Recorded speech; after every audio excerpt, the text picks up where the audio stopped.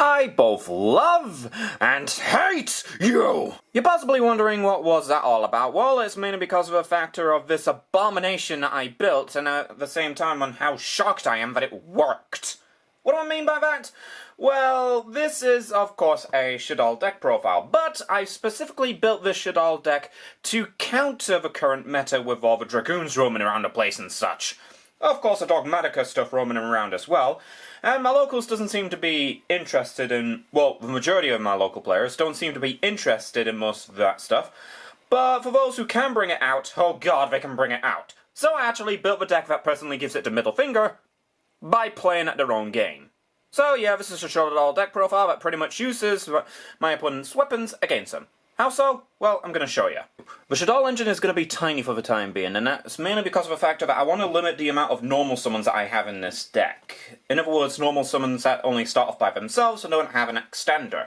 So, we have, of course, Double Wendy, just to get things started off, and a good combo enabler regardless.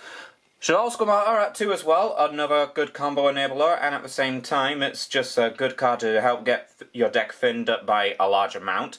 They play the same purpose, yes, I would run 3 of each. However, unfortunately, like I said, I don't want to have the deck stuffed with a whole bunch of normal summons. Hedgehog, just so that I can add off of it. Beast, it lets me draw. Dragon, makes me blow up stuff. And Ariel, just to extend with combos and, if I feel like it, banish stuff from my opponent's grave. Continuing on with the enablers, I'm running Double Mathman. Just to start off with any form of combo and as well at the same time to continue along with other combos as well. Even if I don't see it as early as possible, it's still a good card to get things overall started. I'm running triple copies of Ecclesia as well. While she isn't going to be that much of a normal summon, she can actually help out if I do actually have, let's say, a Winder on board straight away. I can just throw her down and simply get things started off from there too. Plus, at the same time, she actually helps out with the consistency of the deck and trying to get all of the enablers as well. I was trying to build without her in it as a recommendation from my friend, but in all honesty, I just wasn't relatively fond of it, so I decided to add her back in. Especially with Called by the Grave at 1 now, I don't like running cards like that at 1 if it's just for niche purposes. Upstart Goblin at least has its niche purpose, but it's a more better niche purpose now at 1 than Called by the Grave being at 1. To continue along with the Dogmatica engine, I am running one of each of Maximus and Fleur de Lis.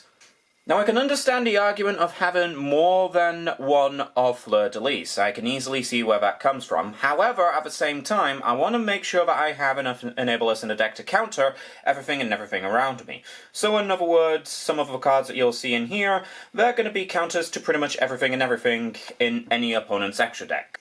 What do I mean by that, you may be wondering? Well, this first one should be a good enough enabler for a counter. If my opponent is going to be going Verte and then, of course, Red Eyes of Dark Dragoon, how are they going to out that? Continuing along as well, I am running triple copies of Effect Veiler. Even if I don't have anything else to continue along with it, as soon as I see that Verte, and now that Called by is at 1, I feel it's a safer option to use cards like this. Especially with any other cards as well that I have in my in my deck. So, Effect Veiler has gotten a lot more stronger in the main deck for me, so I figured to myself might as well just keep her in here because of that purpose. As well at the same time, this deck is built to counter the stuff in the opposing competition, so I'm running triple copies of Ghost, Reaper, and Winter Cherries. It is a little bit of a long shot in order to get her out on the board, yes. However, when this long shot is easily a counter that can simply rip out Red Eyes of Dark Dragoon from the extra deck as soon as I see 2 monsters on board, or if I just suddenly see Verte hit the field and the effect has been activated, I can just simply drop this and be good to go. As well as more hand traps, we have 3 Gamma and 1 Driver. Look. I can't help it, alright? With all of these hand traps in the deck, this is going to be the best way in order for me to get anything and everything started with any form of deck. Plus, at the same time, with Driver and Gamma, they're going to be targeting a lot of monsters. So even if I activated Shaddoll Fusion on the very first turn, and if they Ash Blossom it, Gamma is just a good way of just saying no to Ash Blossom. What's even more great about that as well is that Gamma is not a hard once per turn, so if I somehow miraculously manage to have one of the Gammas negated, the other one can easily negate the one that has negated that one. Of course, with a Dragoon engine, one of each of Red Eyes Black Dragon and one of a Dark Magician. Not a fan of this artwork of Red Eyes Black Dragon, but hey ho, it's the only one that I have that is in a rarity higher than rare. Alright, spells. Triple Shaddoll Fusion. I don't think I need to explain why this card is fucking ridiculous. Triple L Shaddoll Fusion. A one-turn kill enabler, and at the same time it helps get things off a board if they're in any form of danger. Look, this card is just so versatile that it's just ridiculous. And because I still only have 2, I'm running 2 Nadia's Servant. Like I said, I'm not going to be able to run 3 until I get a 3rd, but until that day comes, the 2 is just fine. Additionally, I'm running the Red Eyes Fusion for, of course, Dragoon, and I'm running Magical Eyes Fusion. Trust me, you'll understand when you see it. As well, at the same time, I'm running Foolish Burial, just so that I can send stuff from deck to grave. Monster Reborn, I really need to get a shiny one in this deck. Triple Infib. Infinite Impermanence is just literally just ridiculous in this deck as a whole. A hand trap that can easily activate from the hand practically straight away. It's just really versatile and really good at what it can do. As well, at the same time, just simply blocking out any spells and traps that your opponent may have in the spell and trap zone is just ridiculous. Finally, for the 2 Shaddoll traps, we have 1 Schism and 1 Incarnation. Combo Enabler, fusion on the opponent's turn, so good. Now for extra deck, I am running triple copies of El Shaddoll Construct, both a combo enabler and a body on board. This card is ludicrous. To force my opponent to play at my own pace, of course, I'm running double copies of El Shaddoll Winder. The fact that this card cannot be destroyed at all, and at the same time is that this card can easily limit down an opponent's special summons, meaning that as a turn 1 option, Winder is still fantastic. App Cologne, she starts off everything when you send her off with Nadia's Servant, but at the same time you can be surprised with what she can pull off as well.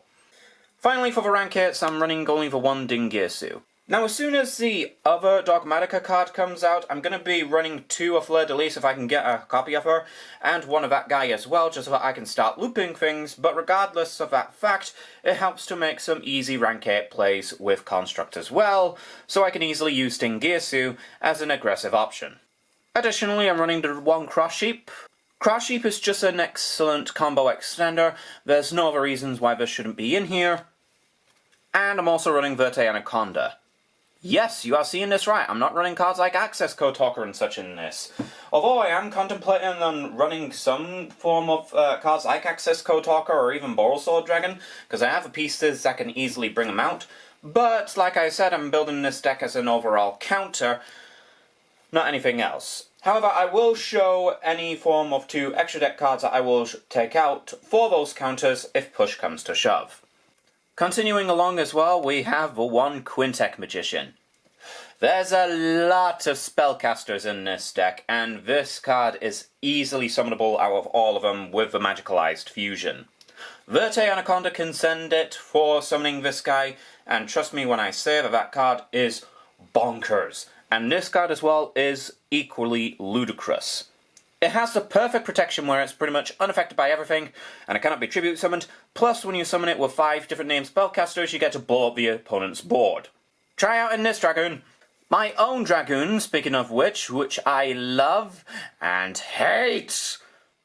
This card is literally insane. There's no other way of getting around it. The fact that it could just simply negate anything and is protected by a large amount of scales, I'm glad that this card exists, but I hate the fact that this card exists. So these are the 2 cards that I would swap out for, let's say, a Selene and a Access Code Talker. Those 2 being Cyber Dragon Nova and Invoked Mechaba. It's pretty obvious of why they're in here, but at the same time, these will be the ones in the side deck for those 2. And I do know that I have those 2 on me right now. I just couldn't be bothered to throw them right in, because I just only thought up of that 2 in the last moment just now. But these 2 are in here to counter the, of course, the alleged Maximus play. Additionally, as well for the final 2, my own Maximus sends of Cyframe Lord Omega and 1 Bastard the Ash Dragon, or Titaniclad the Ash Dragon. Titaniclad just lets you add so much more Dogmatica stuff from your deck to hand, and Omega helps you recycle things, so it's easy to see why these 2 are in here. There you go, there's my deck. Like I said, I love this deck, but I hate this deck at the same time. I love the fact that I built it as a way to be in the meta, but I hate it that I have to play by the meta's game in order to counter the meta. It's this weird, wibbly-wobbly, loopy, timey-wimey, scribbly, I don't know how to make the Doctor Who reference.